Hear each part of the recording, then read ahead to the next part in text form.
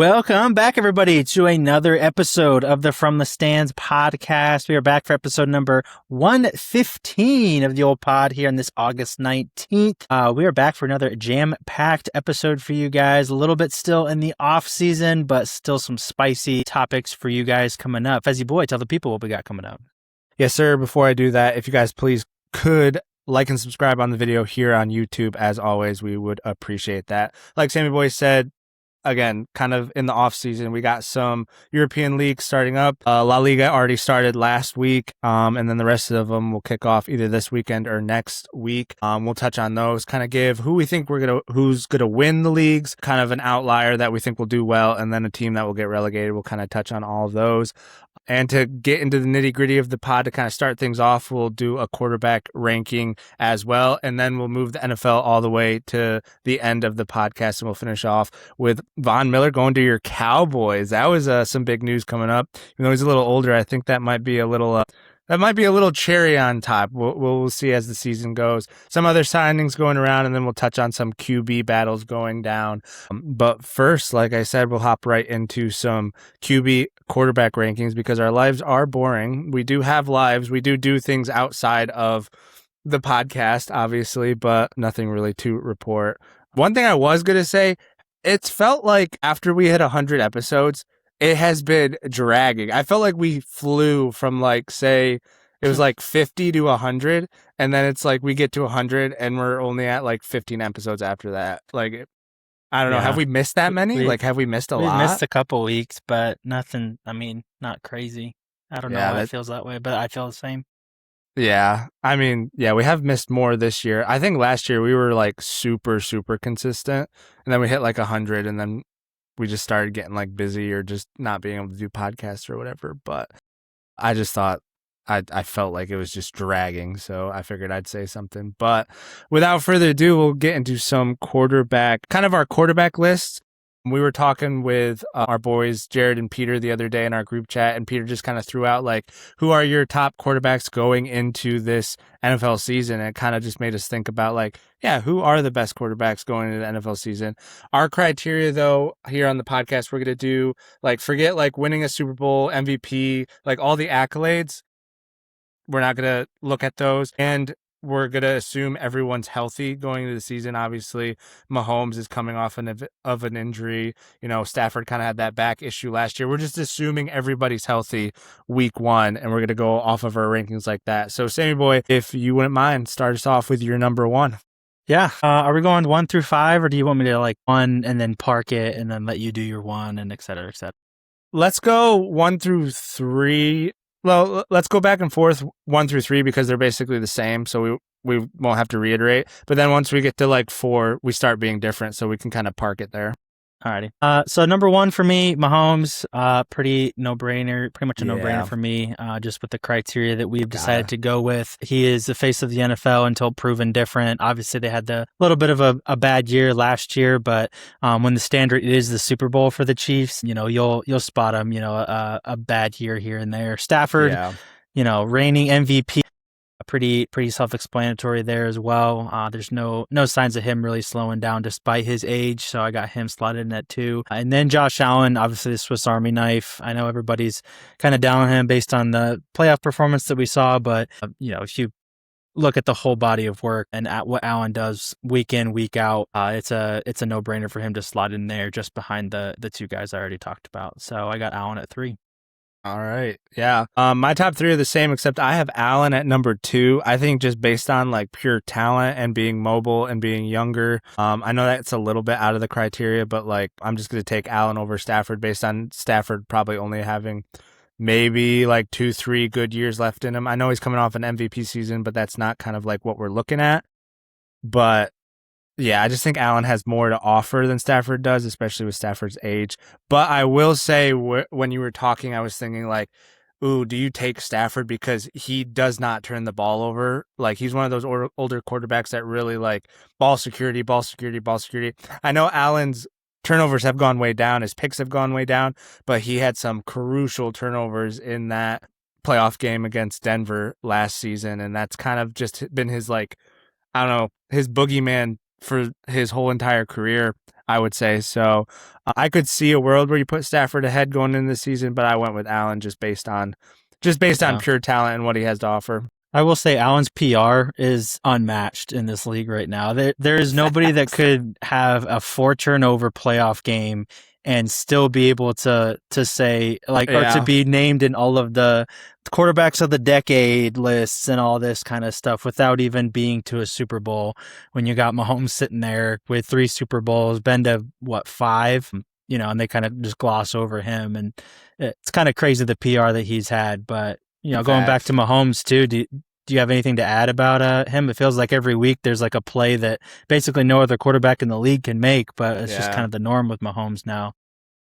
Yeah, I mean, I know we're taking accolades off, but like you kind of always have to put Mahomes over Allen because he's always beaten Allen when it matters most. And he just has that it factor that Allen just hasn't seemed to have yet. And so, like, obviously we're taking the Super Bowls away, but if you look at head-to-head, it's like Mahomes has it over Allen. And how do I put Allen over Mahomes? He can kind of do everything. I mean, as a pure talent, a lot of, like, these quarterback gurus would take Allen, but, like, Mahomes just has it, man. Like, I think you were saying it in our group chat the other day, like, you're not going to bet against Mahomes when it comes to the playoffs. Like, no matter how banged up he seems or how bad the season's going, they just find themselves in the Super Bowl every year. Yeah, it's just kind of the stuff that you can't measure. Like Mahomes just has it. Like, crunch time, he's going to deliver. And more often than not, he's going to end up winning you the game as well. So just crazy stuff that you can't really put on a stat sheet or explain, really. Yeah, absolutely. Moving on, this is where our lists start to look pretty different. At my number 4, I got Drake May. He just reminds me a lot of Allen, just size, mobility, arm strength. Obviously had some MVP numbers last season. We docked him a lot for the playoff run that they had because and the season that they had because of it just being a very and I know Peter's going to hate to hear this for the 100th time, but it was a very easy season on paper. Obviously, you play the people in front of you and you have to win the games, and it is the NFL, but when you stack their season up against other teams, it was the easiest schedule out of the entire league. So I'll dock him a little bit there, but I think up and coming, he reminds me a lot of Allen. And I got May at 4. Yeah, that's pretty high for a second, or what is he, third year guy? Yeah, he's a little bit farther down in my list, but I'll get to him in a second. For number 4, I have Mr. Joe Burrow. Again, we're just going off talent here, and not the team as a whole.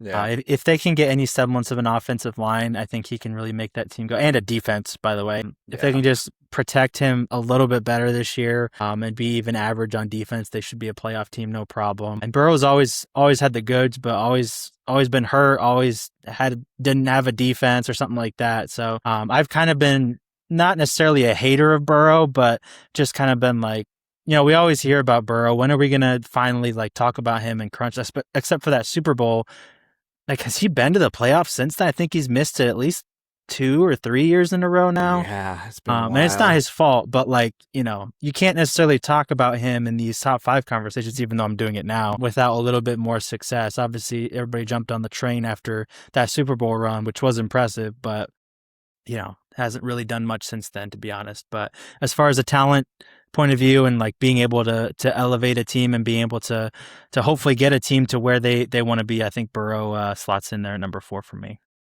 Yeah, that's a good shout for sure. Like, again, just based on the criteria that we have, like just talent alone, he's up there. He has to be up there. He's the only reason that the Bengals win any of the games that they have. Like as soon as he gets hurt, like their season's just done for. And he was the one that carried them in that quote unquote rebuilding year to the Super Bowl against the Rams and had a shot in the 4th to actually and he's win got one thing, of the best 1-2 punches in the NFL at wide receiver. Absolutely. With Higgins and Chase. So yeah, there's really no excuses, and he's got a good backfield as well. So like I said, if the defense can even be average, they should be going to the playoffs, even though their division is pretty stout. Yeah, absolutely.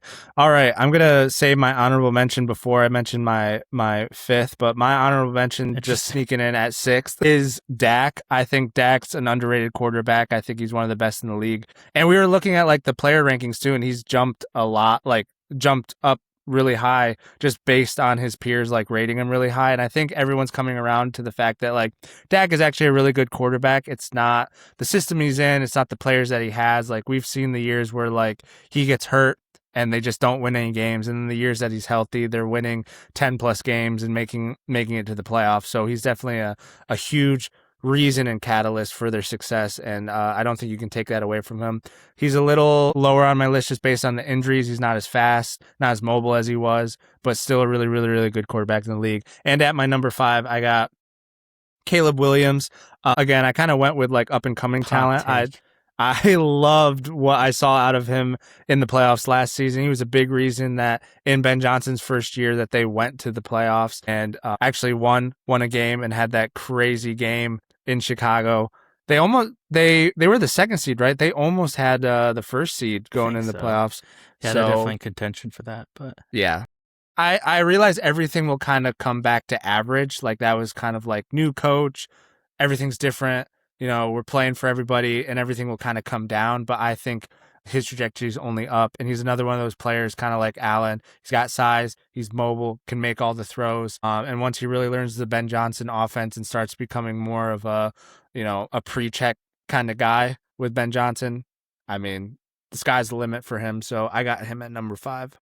Yeah, I think Caleb Williams is really solid. I wouldn't put him at 5, but I do like what they have going on over there in Chicago a lot. I like Caleb Williams a lot too, but just kind of what I was saying in the group chat is like his first halves of like basically any game, regular season or playoffs, like they're pretty atrocious overall. True. So if he could step that up and kind of string it all together for a little bit more consistent product instead of just playing hero ball in the fourth quarter, which like, I mean, it provides exceptional entertainment and, you know, incredible scenes and stuff, which I obviously love. But I think he's going to have to be a little bit more consistent if he wants to get into that top five range. But I think Chicago, a lot of people are talking about them taking a step back this year. But I think there's a lot of teams that, you know, they sneak up on people and then, you know, they step back, and it's not really that much of a surprise. But I feel like Chicago has a lot of the pieces that you would say, hey, they snuck up on people,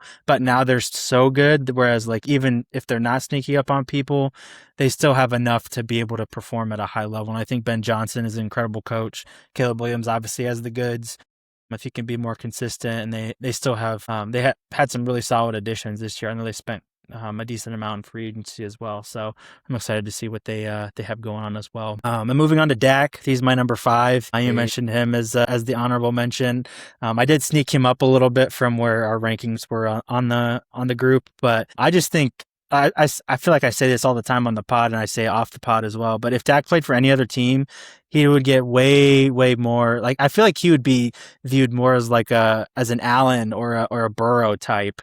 Maybe not quite in that conversation, but like maybe just a rung below. Because I mean, if you look at his body of work and the stats he's put up, I mean, it's pretty incredible. Obviously, he doesn't have the postseason success as some of those guys, but you know, in 2023, I'll go to my grave thinking that he should have won that MVP over Lamar. He had like almost 1,000 more passing yards, like 12 more touchdowns, led the league in several different categories there, made the playoffs. So like all the usual criteria is there, but kind of similar to the NBA MVP and all that kind of stuff. The narrative kind of changes year to year. But like I said, I think Dak is underrated just because of how much hate he gets from year to year. I mean, he could throw 30 interceptions and 30 touchdowns and 2 interceptions, and everybody's still dogging for the interceptions that he throws. So, you know, it just when you play for the Cowboys as the quarterback, you're never going to be able to win unless you win the Super Bowl and to be able to shut everybody up. So it's always going to be that way. But like I said, I think he's, especially some of the stuff that he put on display last year.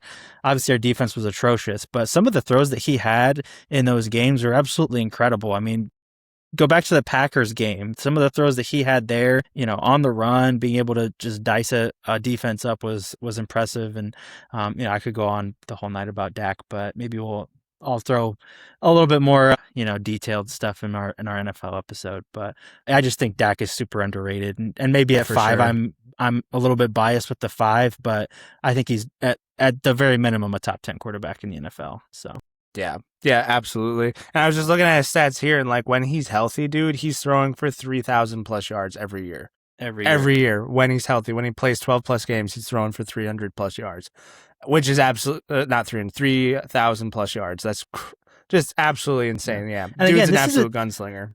This is a dude that snapped his leg in half 4 or 5 years ago. Again, just adding to the storyline and like my point that if he played for any other team, it'd be such a resilient quarterback, like awesome, like this and that. But, he's Cowboys quarterback, so it doesn't count. But yeah, like you said, when he's healthy, he's top 5 MVP every year. So I almost slid him into my top 5 too, but I put him at my honorable mention just based on the fact, like you said, he snapped his leg in half. He has a screw holding his freaking Achilles together right now. So like he's not very mobile as like Caleb or May. But I mean, there is a definite argument to say like currently he's a better quarterback, but I definitely went with like, up and coming talent for sure. Kind of like what I think is going to happen. But, yeah, my honorable mention was May as well. I did have him a little bit higher in my. Peter's gonna be fuming. Yeah, it's fine. He did say that he was biased with his ranking, so he had him all the way at I think 4 or something like that. Yeah, I'm kind of with you. I think he needs to prove. With obviously, like you said, you play the teams that are ahead of you. You're not playing any defenses that aren't NFL level, but they did have the easiest schedule in the league last year, and he absolutely crumbled in the playoffs. He was definitely not the reason that they were winning any of those games in the playoffs. So I just need to see a little bit more before he cracks top 5. But he absolutely has the potential and the upside to get there if he is not there already. Just with the deep ball that he has and being able to see the field, I think AJ Brown's gonna help him out in that aspect a lot this year. So we'll see if the Patriots are the real deal or not. Yeah, we'll see. They'll definitely be a good team. I don't think they make it back to the Super Bowl, but we shall wait and see.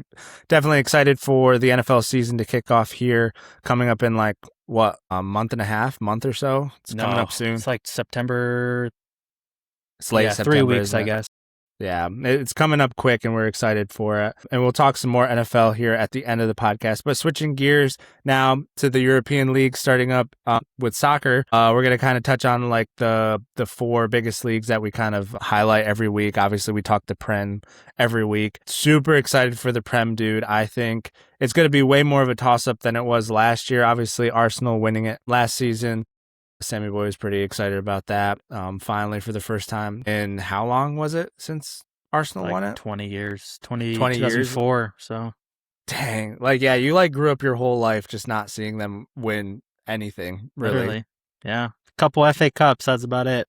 I think you guys got a good chance this season, especially with Man City just selling everybody and their mother and not looking good in the preseason at all under Maresca, which, dude, when you lose, it's kind of like when United lost Alex Ferguson, and Liverpool lost Klopp. Like, you can't replace, or it's very hard to replace legendary coaches, and Pep's one of the best in the game, and obviously he left last season, so they're going to have to kind of find at the very least, they have Maresca in there, who was an assistant there for a long time, so he's not, the tactics probably aren't going to change too much. Yeah, but again, they just got to stop selling their players. Like, they just shipped Rodri off to Barcelona. Reinders is going to Saudi, which I hate, dude. I know this is supposed to be a big spiel, but dude, I hate when all these young players, because he balled out at AC Milan, and then he was bought by Manchester City for a price, like a pretty good price. Played for them for a season, and now he's gone to Saudi Arabia, dude.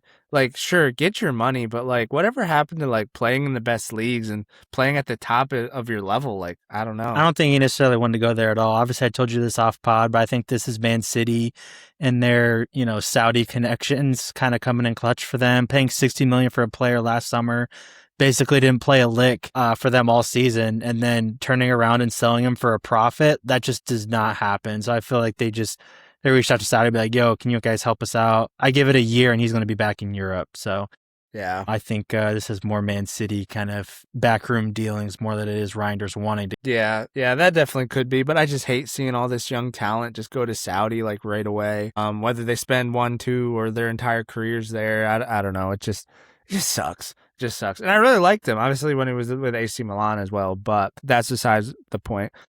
All right, I kind of had this idea to kind of go through the leagues and give who we think's going to win it, who we think's going to be relegated, and obviously relegation's easier to pick because you have 3 teams that go down. But then pick a team that you kind of think is going to be like punching above their weight. For example, Sunderland last year in the Prem.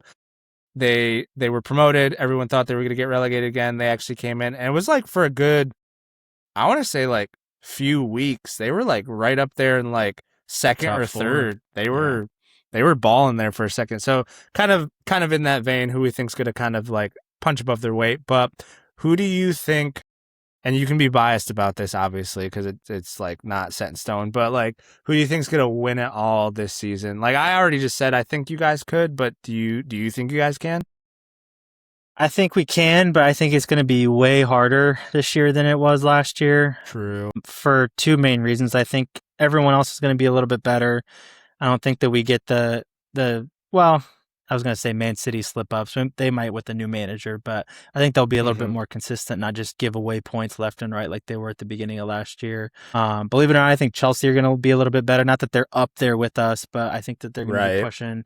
Man United came in third pretty quietly last year, so I think they'll be better with Carrick having a full transfer window and all that. So I think the top 4 or 5 teams we always talk about are going to be better. But I definitely think Arsenal are kind of in the driver's seat. Granted, we won't have, apparently they're going to be cracking down on the corners and the goalie stuff, which thank the Lord, dude. Like, I mean, goodness gracious, that was ridiculous what we were getting away with last year. And like, you know, as a full blown Arsenal fan, I'll fully admit, like, we got away with a lot last year.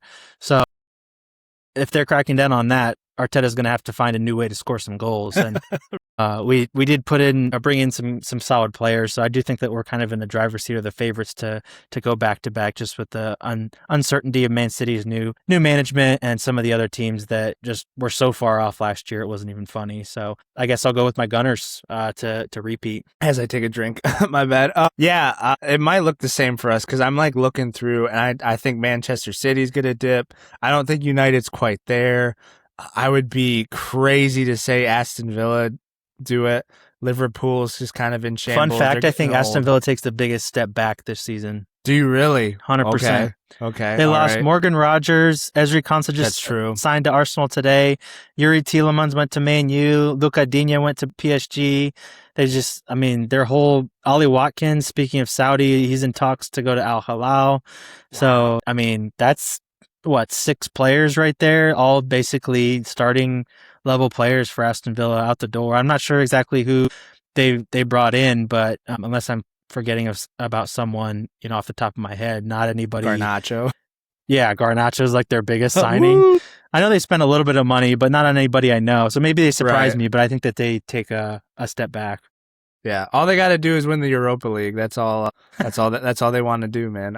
It's really hard. I think I'm gonna have to go Arsenal too. They're the ones with the most continuity. They obviously won it last year. Didn't make any huge wholesale changes. I don't think Chelsea's there as much as I want to be biased, but just looking at the table, I think I got to go Arsenal as well. It's just. You just got to go with the team that has most of their pieces together, and they added some more pieces that I think are really going to help.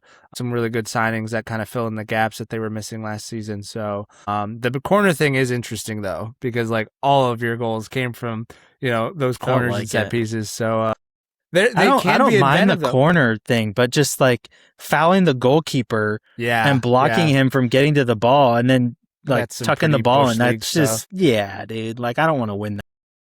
Yeah, but your players are capable of it. I remember we were watching the World Cup, and every Arsenal player playing for their national team was like inventive and creative, and it's just like, wow, Arsenal and Arteta just sapped the life out of them. But maybe now that they won and they kind of got the monkey off their back, they don't have to play so conservatively.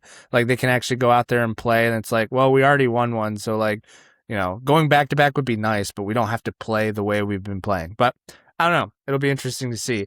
All right, who do you think? This one's a little easier, probably be a little faster. But what team do you think's going to be relegated? Had a stroke there for a second. Jeepers. Yeah, it kind of is easy for me. But I do have a hot take. Ipswich Town, Hull City, I think go down. Hull City, I mean, they barely even got through to the Prem, through the playoff. I was seeing stuff about people saying that they got promoted too early, even though they've been in the championship for a while. That was last year when they got promoted. not really sure if they'll be able to kind of hang with the big boys there. They're a pretty popular candidate for them to go right back down. Same with Ipswich Town. Obviously, they've been in the Prem a little bit more consistently recently than Hull City have, but I think the tractor boys, as they're called, go right back down. But I do think you were talking about them earlier, but I think Sunderland go down as well. I know they had a pretty solid little mid-table finish there. They were flying pretty early, but I just think that, life in the Prem isn't quite as easy as they made it seem early on. And they dropped in the second half of the season. I mean, if they were top 4 for a good portion of the first half, to drop all the way down to 7th or 8th or whatever they ended up finishing at, you had to be pretty bad on the back end. So I'm going to say that they go down, but I do hope that they stay up because I think they're, it was a cool story last year and they're a good club. So. Yeah, a lot of fans in the U.S., by the way, Sunderland fans, because of that Netflix. I never watched it, but a lot of Sunderland folk over here. Yeah, definitely. I think they find a way to stay up, even though they did get picked over. Like a lot of their players ended up moving to bigger clubs, which is what happens when you're a small club and you have players that kind of blow up based on your success. So it's going to happen. It's just kind of like the ecosystem of, like a European league. It's just what happens. I think they'll have enough to stay up. I'm right with you. Hull City's going back down. Might not even win a game. We'll see. Nottingham's just been fighting and trying to stay up. I think Nottingham finally end up dropping, kind of like West Ham last year, where it's like we've been in the Premier League for a while. Which is crazy because they were in Europe. Yeah, I know, but I think Nottingham ends up doing it. And then I wanted to be just dumb and say Tottenham do it, but I actually think Tottenham's actually going to have a better season. They made some really good signings, and I'm a big believer in De Zerbi. I think he's a good manager. So the cash. I don't want to do it, but I think Coventry City goes back down. Lampard? With Lampard, I don't want to do it. And we also have a U.S. men's national team player, Haji Wright, who I saw today. He had like a pretty severe thigh strain or something like that. He's going to be out for 12 weeks, which is crazy. But yeah, I'd have to go Nottingham Forest, Hull City, and Coventry. I think those are the 3 for me that end up going down. Unfortunately, none of us picked Tottenham, even though they were. Which kind of leads me into the last thing we were gonna pick, who we think is gonna punch above their weight. You could jokingly say Tottenham because last season they almost got relegated, so it's like that would kind of be the easy one. Only up from there. Yeah, but I'm actually gonna go Leeds with that one. I think Leeds ends up having a decent season. Is that who you were gonna pick? Yeah, I was probably gonna pick Leeds, but.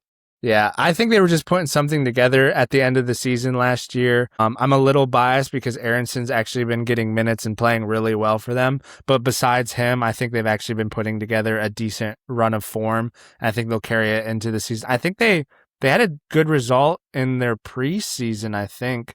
They either tied or beat one of the bigger teams. Obviously, it's preseason, so can't take much stock in that, but yeah, I think we go Leeds. Who you got kind of punching above their weight? I think I stole yours, but yeah, it's okay. I did have a second honorable mention. It's actually a club that you think is going to get relegated. I think Nottingham Forest. They're not gonna necessarily get in the top 4 or anything crazy like that, but they were able to return a lot of their guys from last year. And despite the fact that they were kind of more in the relegation zone than they were anywhere else last season in the Prem, they had a really good run in Europe last year, which is impressive. So they're able to kind of get some more consistency in the Prem, similar to what they did in Europe last year. I think they'll be able to maybe even fight for the European spots, maybe a little bit more above mid-table. But they did lose Elliot Anderson for an English record, 135 million euros to Man City.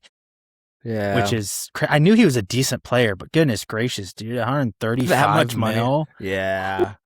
And they did lose a striker to Coventry. They're forget his name, Tywell something.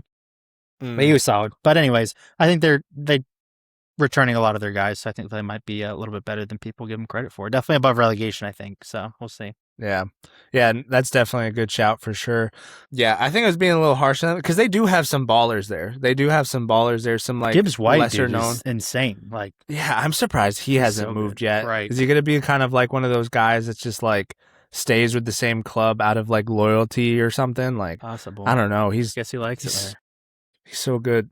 like surprised that he didn't make the English squad. There was a lot of people I was surprised that Tuchel didn't take, but yeah, dude, for sure. It almost worked out, and then they ran into Argentina and just kind of blew that. But that's neither here Talk nor about a there. choke job. Goodness. Absolutely. All right, that's going to kind of do it for the Prem. Excited for that. That starts this Friday, Arsenal and Coventry, I'm pretty sure, right? Yep. Yeah, so that'll be a big one as you guys kick off your title defense. Super excited to have just sports back, like just consistently having something to watch on the weekends instead of nothing. Yeah. So super excited. A league that's already started, La Liga, though. Just to kind of keep it a little quicker. And also winners. For my sake, because I don't. Yeah, just winners. Because like other than like the top four, I like have no idea about La Liga. Because La Liga is really the one with like the least amount of parity. To be honest, it's like Real Madrid and Barcelona, and then Atletico's like competitive every once in a while, and that's about it. So I think everybody kind of knows where we're going with our winners, but who you got winning La Liga this season? Yeah, I picked Real Madrid last year to win La Liga, and that was more of like a bias. I didn't really have a ton of, I guess, reasoning behind it besides the fact that I didn't really believe in Barcelona as much. But this year I'm actually picking them because I have reasoning behind it. I like Real Madrid's transfers way better than I like Barcelona's transfers. I mean, Barcelona's transfers, I mean, the biggest sign is what Anthony Gordon. Like he was pretty mid in the World Cup, and even for Newcastle. I mean, 80 million for him. Newcastle couldn't say yes fast enough to that.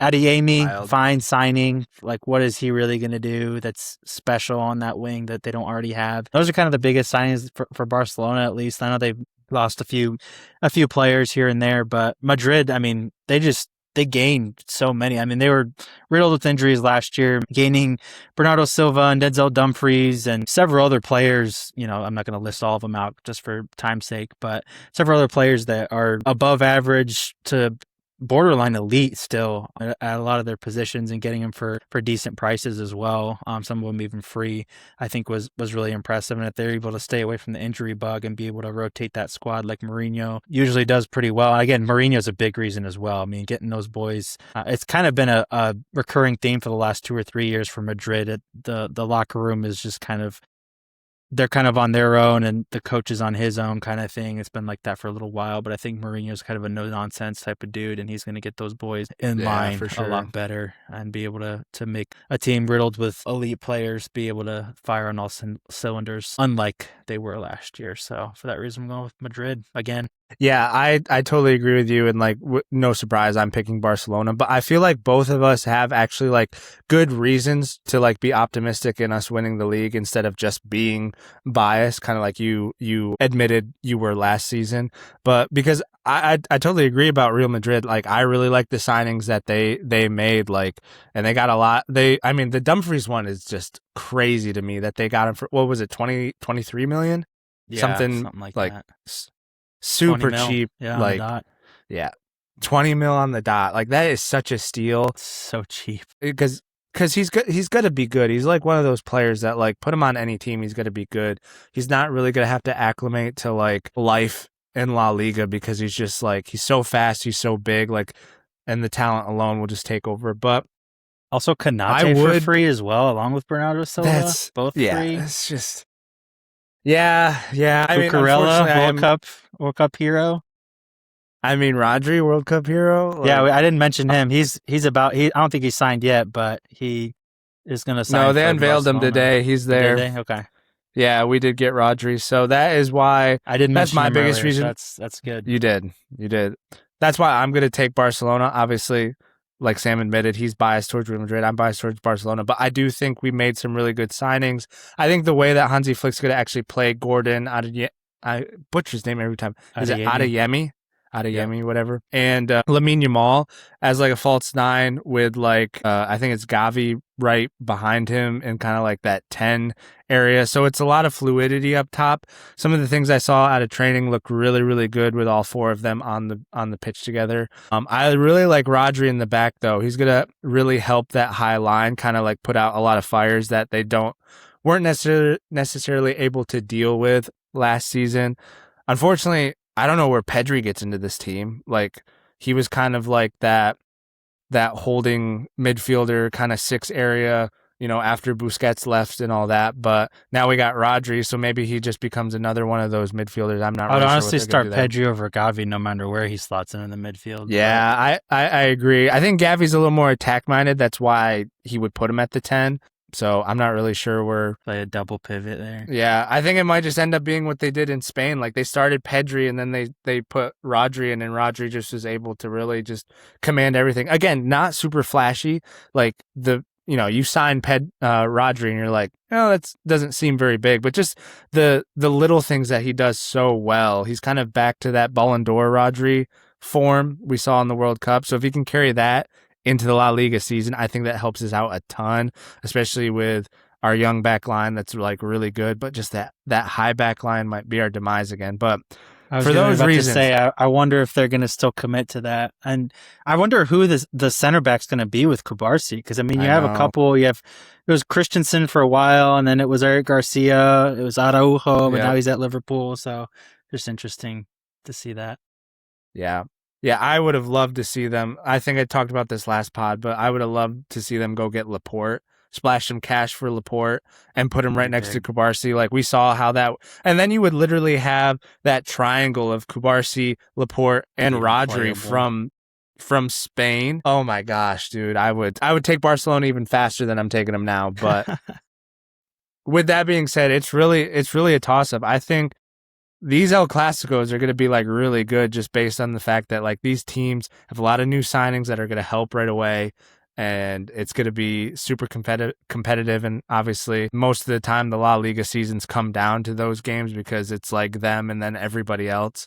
So it'll be interesting to see. It's obviously not the El Clasicos of old, but it's definitely going to be very entertaining with a lot of the signings that both Real Madrid and Barcelona have made this season. So yeah, we'll never get those back, unfortunately. I think I know if we had a time machine, man, I would go back. That's one of the things I would go back and watch. Just one of those again. Yeah, man, didn't appreciate them enough. They were just perfect. I know. You don't know what you have until it's gone, and unfortunately, it's gone now. But before we move on to Serie A, do you have anything else to talk about La Liga, or is that kind of good for you? Good. All right, Atletico's probably going to be in third, A. so whatever. Yep, we can agree on that as well. Atletico in third, but maybe it'll be a surprise year. They haven't really signed anybody, have they? They're going to lose. Did they lose Alvarez yet? I know he was in talks with Barcelona. No, I know that the coach said this week that they're going to hold on to him. So I don't think he's going to be going anywhere. I want to say that they signed somebody kind of sort of relatively big, but not like earth-shattering or anything like that. I know they got Christian Romero from Spurs. He was pretty big. I was like, he fits in perfectly with Simeone and Atletico Madrid. Yeah. Want to fight everybody all the time. Like, yeah, that's him. Right? And they also, I forgot about this, but they got the little Korean midfielder from PSG, Kang-in Lee. Good player, but just can't get ahead of Vitinha and Neves and that PSG side. Mm-hmm. So a couple of solid signings there, but nothing that's going to get them the La Liga title, I don't think. Yeah, definitely not. But those are good signings, like you said. Very interesting to see how they'll slot right in, like you said. Very good player in the midfield, and then Romero's he's gonna fight everybody, and then it's, oh my word, that's, like you said, he was like built for Atletico Madrid. That just sounds like him. But anyways, moving on to Serie A. Again, another league that will go by pretty quickly just because we'll just pick the winners, and it's pretty straightforward a lot of the time. Obviously, I would love to pick AC Milan, but like I don't see them putting anything together again this season. It's just kind of, in my opinion, I think it's Inter Milan's world until someone decides to actually do something about it. Napoli had their time in the sun. They put something together with some of these ex-Premier League guys coming into the midfield, but I don't think they really have much going on there either. So I think it's going to be Inter Milan once again winning it for a second time in a row. Yeah, couldn't agree more. I think Inter Milan is clearly the best team over in Italy. For now, I'm not getting much from Milan. I'm not getting much from Juventus. Roma are always kind of in those Europa League spots, so they're not really challenging. Napoli's kind of fallen behind since their title-winning run a couple years ago, so I definitely think it's Inter Milan's world. My boy Cristi Kivu got those boys humming with a domestic double last year, and I think they only build off of that, but they'll be expecting more Champions League success this year as well, for sure, as they kind of did they get knocked out by Bodo Glimt? Was that the first team that Bodo Glimt knocked out? Yeah. Yep. Can't have that over at Inter Milan, especially when they've been to 2 Champions League finals in the last 5 years. So let's get it going. But Romanian boy doing well over there. Yeah, dude. Talk about, I guess he didn't replace a legend, but replacing a very good coach that had Inter Milan doing well. He kind of stepped right in and like kind of just seamlessly took over and just kept them humming, like you said. A team, though, to watch, and Sammy Boy's kind of been on this boat for a while, but Como is looking really, really good. So, obviously, Champions League this year. Fabregas, ex-Chelsea player. Obviously, he played other places too, but he's known for his days. Ex-Arsenal, ex-Barcelona. Kind of played everywhere, but he has those boys humming over there. So I think we agree, if we were to pick someone to kind of like punch above their weight, even though they did come in 5th last season, but someone to like really look out for would be Como in Serie A for sure. I mean, they're ahead of schedule, though. It's a term we always use in the NFL, but they're ahead of schedule because, I mean, who can you name on that roster except for Nico Paz, who's on loan from Real Madrid? Is Dele Alli still there, or did he finally just retire? I don't think so. I think Alvaro Morata is still there. Okay. Got a couple random dudes there. Sergio Roberto from Barcelona is there. He's a little bit older. So they got a couple, names, but definitely a little bit past their prime for sure. I think Dele Alli he went to like Turkey or something. I think you're right. Yeah. He was at Como for like a cup of coffee, basically, which is kind of par for the course for his career, but whatever. Yeah. Yeah, definitely. It'll be interesting to see if Juventus can turn something on. They had that run of like, it was kind of like a Bundesliga situation where it was like just winning it every year, but or I wouldn't even say parity. I think Inter Milan just kind of taken over that top spot for now, but like Juventus has like been struggling to even be in the top 5 the last few seasons. Yeah, for sure. Kind of ever since they had some like financial like ban and stuff. A lot of their core kind of were retiring or leaving. And then they had the financial stuff where they had like basically a self-imposed Champions League ban or whatever, or European ban, but like they didn't even qualify, so it's like you're not really doing anything with that. But yeah, they haven't been the Juventus of old at all. Like you said, struggling even with a top 5 finish, really. Yeah, for sure. Yeah, not much coming out of Serie A other than the fact that Inter Milan will probably end up winning it once again. Moving on to another league that is kind of done and dusted, even though Dortmund's been pretty good the last few years. They came really close. Was it Bellingham's last season there? Remind me, dude. Was that 2 years ago? 3, I think, at this point. 3. Dude, time has been flying. Like Bellingham's this is going to be Bellingham's 4th season with Real Madrid or something like that. 3rd or 4th? 3rd, yeah. 3rd? That's crazy that he's already been there that long. But anyways, kind of talking Bundesliga, this is the league that actually starts the latest out of all of them. They'll start next week, but I think we both you might have a surprise one, but I mean, Bayern's just going to hum, in my opinion. They're just going to win it again. I'll go Dortmund just for fun. I'm pretty sure I did the same thing last year. I was like, I'll pick Dortmund just for fun, but deep down, it's Bayern's all the way. Every time that Dortmund hangs around, they end up playing Bayern head-to-head, and Bayern just crushes them. It's always like 3-0, 4-1, or whatever, and it's just like, oh, title race is over. Like, all right, now they're 9 points clear. It's done. So, Dortmund, they did spend a little money this year, I was seeing. I know they'd sold out Amy, not for like the astronomical figures you usually see them sell players for, but I bet you in a couple years they'll be selling them for big time money, a lot of the players that they brought in. So nobody I can even mention to you like, oh yeah, him, but we'll see. Yeah, we'll definitely see. They won the league by 16 points last season. That's done and dusted. It's like same old. Like the Bayer Leverkusen 2-year run was fun, but it was fun. Everybody got bought, and Xabi Alonso left, and now they're like back to where they always are. Back to just mid-table 6. But we talk about this a lot, but it just still astounds me. And with PSG now, like these monster teams that are coming out of these quote unquote easier leagues, that they go to the Champions League and they're the ones that are like almost winning it and in PSG's case, winning it the past 2 seasons.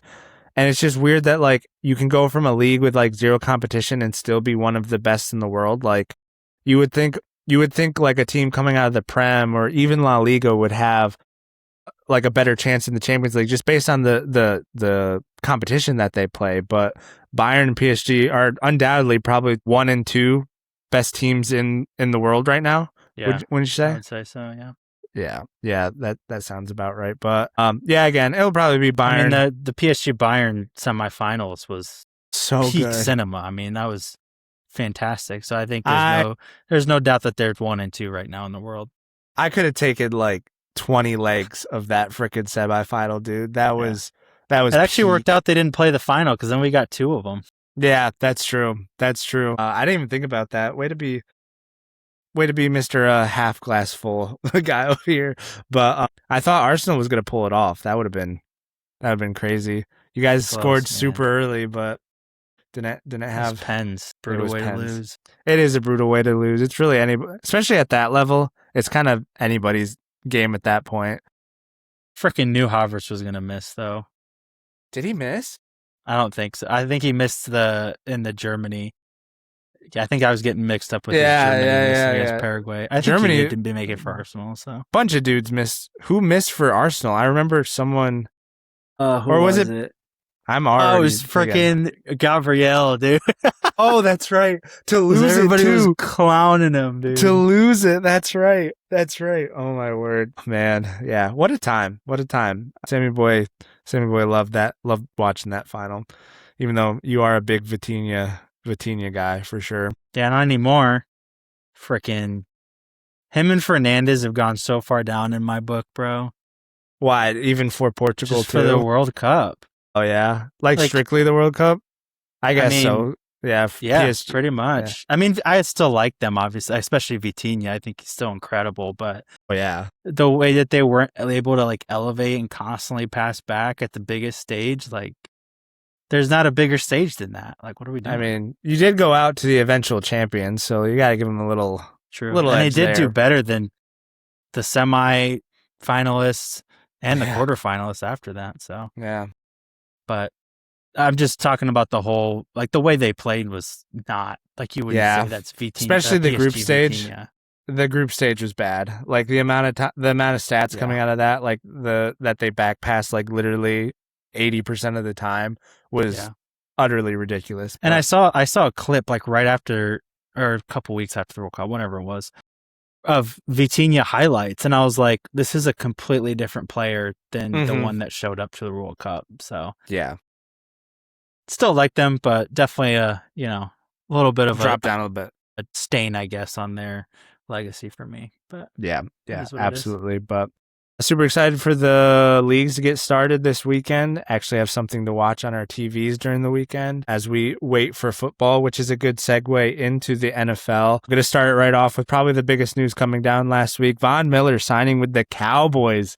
Sammy Boy's Cowboys adding a little piece to the puzzle, maybe even a cherry on top. Obviously, he's older, not going to play that many snaps. He had 9 sacks for the Commanders last season, and he was only playing like less than half the snaps. Like he came in on like 3rd and 4th downs and still had 9. You guys had 9 sacks the entire season last year. So felt like one could say this is definitely an upgrade, but I'll kind of give it to you as the Cowboy fan. How do you feel about this signing? Absolutely love it. And people are clowning. It's like, oh, he's old, he's 37, he's washed, yada yada. I don't care if he plays Miller 5 snaps for us, dude. The amount of like maturity, leadership, like just a legacy player that Von Miller is coming in for that defense is going to be absolutely massive. What he's going to be able to teach to a lot of those younger guys, just the veteran presence and the leadership he's going to be able to bring. Again, I don't care if he plays 1 snap for us. I absolutely love the signing. He's a Dallas native from the Dallas area. I get that he's old, but he's still going to be able to produce for us. Like you said, 9 sacks last year would have led our team So obviously that's a bad comparison because our defense was absolutely atrocious last year. But again, it's not like you're signing an absolute dud. Obviously, you're not getting prime Von Miller, but I absolutely love this signing, and I think it's going to be massive for us. And if you look at the entire, basically since the Micah trade, the amount of pieces that we've added is just, it's not only incredible, but it's so un-Cowboys like. Like, we're the team that just like moseys around, like we'll sign some like washed like 34-year-old just for fun. But like, we're out there like trading, like we've got Quinnen Williams, Rashawn Gary, an incredible rookie, like we wouldn't sign a Von Miller. Like, so it shows you that we're moving different. Jerry finally probably realized that he doesn't have that much time left before he passes, so like maybe he's trying to get one more Super Bowl in him. So I love the way that we're moving. I love this signing for a multitude of reasons. And again, I'll say again, like the people saying that Von Miller's like not going to be a producing player in the NFL is absolutely ludicrous. Like, he said himself, like he could wake up and get sacks in his sleep. Like, that is something he's always going to be able to do, no matter how old he is, really. So absolutely love the signing on so many levels. Yeah, I think it's like, not as a non-Cowboy fan, I think it's absolutely perfect for you guys. Kind of like what you alluded to, the leadership, the experience that he's going to be able to share with these, especially like Caleb Downs in the building, dude. Like, a guy that's coming in who's already going to make an impact, already turning heads in training camp and preseason. Like, people can't say enough about this guy, but to have someone like Von Miller in the building to kind of like help him, mentor him, and he's going to go to him. Like, that's who Caleb Downs is. Like, he wants to be the best version of himself. He's going to allow Von Miller to help him and come alongside him, and it's just going to make him better. Yeah, no, I totally agree. And Caleb Downs is absolutely going to be that leader. He might even be it as of this year, but already, 2 or 3 years in, he's going to be an unquestionable leader of that defense. But I think for this season, obviously Dak's got the offense under control, and Dak is the leader of the entire team. But as far as that defensive unit, there's not the one guy that's like, that's the clear leader and like the guy on defense that you go to just as far as like scheme and all that stuff. But now that we have a Von Miller, like, even though it's not going to be out there for maybe half of the snaps or however much he's going to play, like, he is absolutely going to be that leader that everybody goes to, that everybody's kind of accountable to and everything. And just with the veteran presence and what he brings and all of his knowledge in the Super Bowls and all that, like, he's going to be that guy now, which I absolutely love. And not just for this season, but like you said, being able to mentor Caleb to be that leader for us in the future is going to be incredible for us. So I love that. Absolutely love it. Yeah, and just imagine if you guys end up signing Max Crosby like halfway through the year. Like, dude, that's what I was thinking, because I love that you said halfway through the year, because everybody's like, I feel like pressuring to get it done before the season. I'm like, dude, if the Raiders are 3-11 or whatever they are, or 3 and whatever, bad record halfway through the year, we might be able to get Max Crosby for 50 cents on, maybe not quite 50 cents on the dollar, but like cheaper than even we could have gotten them this offseason. Like, Max is like, oh, okay, I want to play for a playoff contender kind of thing. Mm-hmm. So I'd love that if we were able to pull something like that off halfway through the year, getting another edge. And you don't have to, like you were alluding to, you don't have to overpay now. And you can see also where you're at. Like, if you're like completely fine and you don't want to pay for a Max Crosby, and you're like, holy crap, our defense is just like, with Caleb Downs, is like a different animal, and we're actually like in games and blowing everybody out. Like, we don't need to overspend for Max Crosby. Or it's like, we do go get Max Crosby and we go win a Super Bowl with him. He's the missing piece going to the playoffs. Yeah, exactly. Agreed. Or like, I don't think this is going to happen, but say Dak gets hurt and you guys crash and burn or something like that. It's like, well, we just overpaid for Max Crosby and our season's in the toilet. So it's like, it just gives you more time to kind of gauge on like when you want to spend your money. And so it's like, it totally worked. And you got Von Miller on a veteran minimum, so you're not paying him. And so it's just like, I don't know. A lot of people were giving Jerry crap, but Jerry kind of cooked these last 2 off seasons, bro. I don't even know how people are still arguing that like the Packers won that trade at all. Like, even if Micah Parsons is like incredible and back to like old Micah, which like I have my doubts based on the injury that he had and how long is it taking him to come back. But like, the amount of players that we have stacked from that trade alone, and the subsequent moves that we've been able to make since then, I mean, how is there even a question at this point? Yeah. I mean, we've completely rebuilt our defense with like 10 new players with just that trade alone. So, yeah, I think that it might be like a Herschel Walker trade. We might look back. Obviously, we have to win the Super Bowl or at least get to a Super Bowl for it to be considered that way. But the Herschel trade that was opened up the door for Michael Irvin and Troy Aikman and Emmitt Smith and all those guys, and maybe a little bit of a rendezvous back to that. So. Yeah. Yeah, definitely for sure. Deja Again, vu huge is what I'm signing. saying, not rendezvous. Rendezvous. I was kind of wondering. I was like, that sounds Something right. sound right.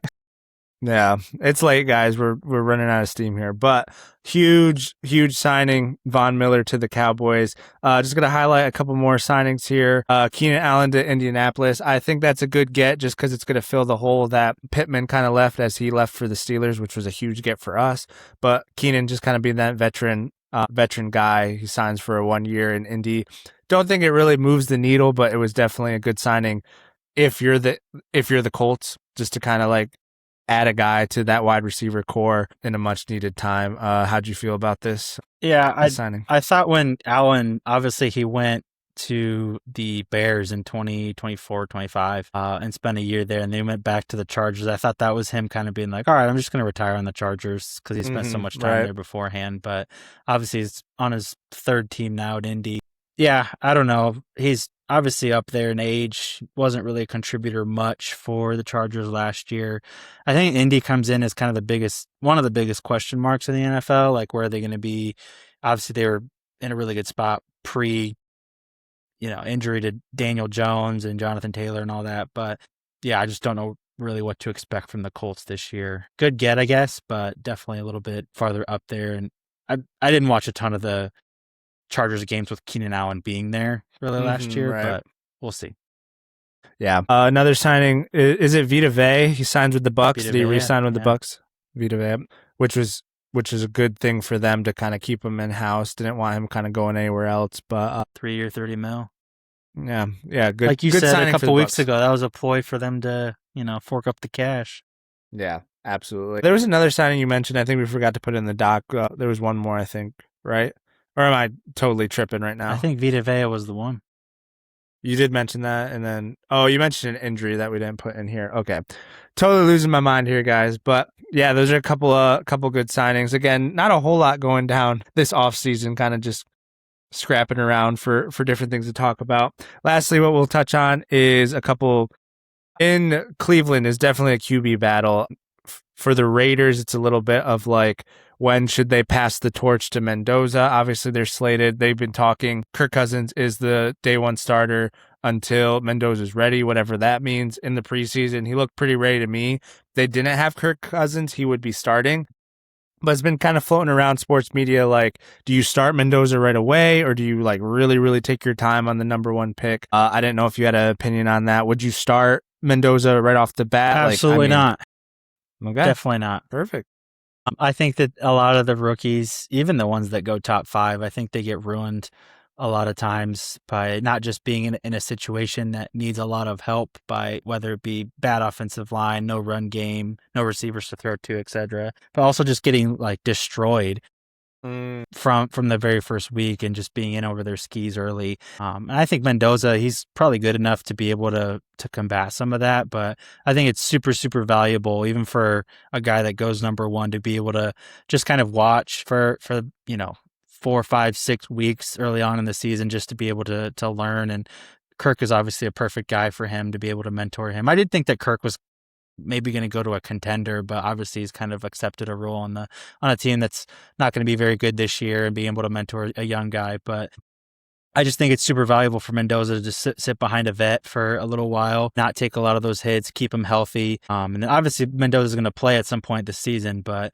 too many quarterbacks, I think, are ruined by getting thrown into the fire, and then everybody thinks that they suck when they're not performing immediately. So yeah, I would absolutely start him on the bench that was kind of weird. Start him on the bench. I would absolutely keep him on the bench for the first several weeks of the season. And that. Yeah, Kirk already looks comfortable. Like, I mean, he's a veteran. He's been in that kind of offense, so that's why they brought him in. And you also got Tom Brady making decisions, who he's a huge advocate for, like, guys sitting, even for like a few years behind a starter to really learn the NFL game. So when you got guys like that making decisions up top, you know, it's obviously going to trickle down, and he has the ultimate say as is he a minority? He's only a minority owner. Everybody acts like he's like the sole owner of the Raiders, but he's got a minority stake. But like when you're Tom Brady, it's like, yeah, we're gonna listen to you. You're making a lot of decisions, yeah. Yeah, definitely. And that's definitely going back to the QB thing. Like that's how it used to be. Like even if you got drafted high, like more often than not, you would be sitting behind somebody for a little while, for at least like half the season, sometimes multiple seasons. Like when Aaron Rodgers got picked, obviously that was a different situation with Brett Favre, but it's kind of a new age thing for us to, you know, pick these quarterbacks and just throw them into the fire immediately. And then when they don't perform, it's like, oh, they suck. So, you know, perfect example, Sam Darnold. So, yeah, I think Mendoza's going to be fine. Again, if he was on any other organization, like the Raiders aren't in win now. Like they don't have like this crazy good roster where it's like, bro, if we just have the quarterback, we're going to the Super Bowl, whatever. It's like, yeah, we'll wait a year and then we'll go with Mendoza after sitting behind. I mean, I'm sure he'll play this season. They'll be like midway through the season and be below 500. Be like, all right, let's roll Mendoza out so he can get some live bullet reps. But other than that, that's the only way I envision it going. They were one of the biggest spenders on the free agency market this year. I mean, they got Nakobe Dean from Philly, Quay Walker from Green Bay, both pretty good defensive contributors. Offense, number one center, yeah. Yeah, they got Ashton Genty, who I never understand teams that pick their running back before the offensive line, but looks like they're finally getting some offensive line guys for him now. So they got, you know, some pieces. Obviously, Max is still there. So yeah, we'll see. Yeah, they're in a tough division though. Obviously, with the Chiefs, Chargers, Broncos, yeah. So not going to be winning their division anytime soon, but maybe in the future. All right, lastly here, highlighting a little bit of a QB battle in Cleveland. This just started being a thing the other day after we saw Deshaun Watson have a good preseason out there kind of versus Shedeur Sanders. But who would you pick right now if you had to roll them out this weekend? Would you go Deshaun or Sanders? I would go Deshaun. I know that's a hot take, maybe a little bit unpopular, but every time I see Shedeur walk onto a football field, he's throwing picks. Yeah. I think he's a guy that's completely propped up by the media. Apparently everybody's on his side now because one, he's Deion's son, and two, he dropped super far in the draft because he's being an absolute made a Pro Bowl, diva. Bro. Yeah, with more interceptions than touchdowns thrown. Absolutely insanity. We talked about the Pro Bowl being an absolute joke now. But I would start Deshaun. I mean, you're giving him all the money. I know that's a stupid reason to do that, but he does look like he's a little bit better of a quarterback than Shedeur is at this point. And I think it's ludicrous that we're even talking about this in the first place. Like, who cares about who the Browns are going to roll out as their QB1? They're going to win 2 games all year, especially without Myles Garrett on their team. So the fact that we're even talking about this shows how much of like a PR move this is for like the Sanders family, like Deion and all them, which by the way, he still hasn't won more than like 10 games in college ranks. But yeah, I just think this is such a stupid conversation. The fact that we give it so much airtime, not us, but like ESPN and others, is kind of ludicrous. But I'd go with Watson for now. At least, you know, if he sucks this year, like the NFL can be done with him. Yeah. Like, all right, you had a couple good years, but ever since the scandal and the trade and all that stuff, he's just done for, which is sad because at his peak, he was a top 5-ish QB in the NFL. Like, dude, yeah. Circa 19, 20, somewhere in there. Yeah. Pretty crazy stuff. His Houston days, man. He was, oh man. And coming out of college. Legend too. Yeah. Absolutely. Gosh, yeah. Deshaun Watson. Yeah. How the mighty have fallen for sure. You know what's going to happen is he's going to have just a good enough season with Cleveland and Rodgers is going to retire and we're going to go get him. That's what's going to happen. At least you'll get him cheap though, because by then his contract would have run out. That's $60 million. I guess we'll get him cheap. But my grand ideas of Baker coming to us from the Bucs. Door at quarterback. Yeah. But my grand idea of Baker coming from the Bucks to the Steelers will not happen. It's going to be Deshaun freaking Watson to come be our mediocre quarterback for 3 years until we decide we don't want him anymore either. But I'm in agreement with you. I'd go Deshaun too, just based on his experience and just being in the league. And when you see, like you said, when you see clips, he's obviously an NFL quarterback, and Shador, the jury's still out. Like, he's still, obviously this is his second season, and he didn't get a full season of starts last year. But even when you watch that preseason game, it's like they both had turnovers, but if you look at the turnovers, Shador airmailed a ball to the cornerback, and Watson just had a strip fumble, which is like less of his fault and more of the line's fault. So it's like I would take Deshaun Watson's turnover over what I saw from Shador. Just absolutely and he came out of college and everyone's like screaming about his accuracy, and I'm just like, this dude throws like 2 picks every weekend. Like, what accuracy are we talking about? Played in the Big 12 where they throw for like 400 yards a game. Exactly, and just hand the ball off to their running back. Like, they both suck. times. End of story. Yeah, literally. Yeah, I figured that'd be a good topic to end the podcast on. Everyone would be like, all right, shut up, move on. But I think we're in agreement. Start Deshaun. That just shows us where we're at with football right now. There hasn't been anything happening other than like Von Miller. We're just like ready for football. So ready for games to just happen. But it's more preseason with that being this said, weekend, I guess. That's true. With that being said, though, I think that's a pod, Sammy. That is a pod. We appreciate you guys for tuning in and listening to us go on and on about the Cleveland Browns. Next week, we'll definitely have more to talk about with, obviously, the European season's kicking off, and we'll be able to fill a podcast with next week we might talk about the Dolphins if you guys are lucky. If you're lucky, we'll talk about or the QB battle in Atlanta right now. That's pretty hot right now. But anyways, if you guys could please like and subscribe on the video here, go to Apple Podcasts and Spotify, follow us and rate us there. That would help us out a ton. And until the next one, Peace.